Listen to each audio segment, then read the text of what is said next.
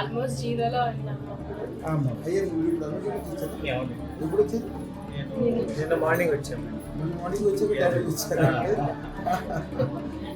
వీరు పడగ కనక శేష్ కుమార్ గారు, మేడం గారి పేరు రాధ గారు.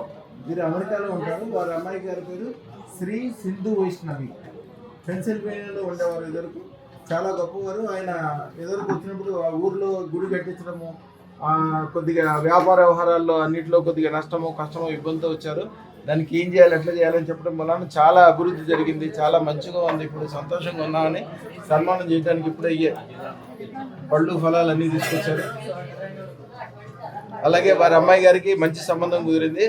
ఆ విషయం చెప్పి అలాగే అమ్మాయి గారి కోసం అదృష్టం తీసుకున్నారు. చూపించండి సార్. అందరూ ఇప్పుడు చాలా చాలా బాగుందని చెప్పడానికి వచ్చారు. మా అమ్మాయికి కూడా మంచి సంబంధం కుదిరింది. ఆ విషయం కూడా చెప్పి సన్మానం చేయడానికి వచ్చారు. ఇప్పుడే వారిని అడిగి ఏం జరిగింది ఎట్లా జరిగింది అడిగాం.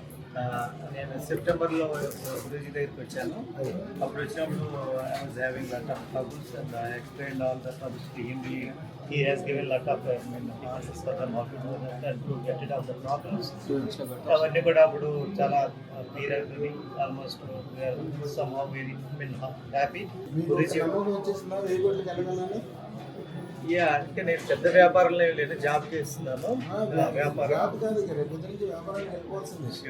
వ్యాపారం చేసినప్పుడు ఇఫ్ ఐ గెట్ 100 crores వచ్చినా సరే మన అదృష్ట మహాలక్ష్మి దేవాలయం రూపాయలు బంగారం.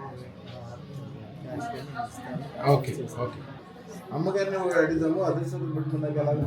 అమ్మ మీరు ఎవరికి వచ్చినప్పుడు కొద్దిగా చాలా టెన్షన్లో ఉన్నారు కదా? కొంచెం నేను చాలా టెన్షన్, ఆల్మోస్ట్ జీరోలో ఉన్నాము.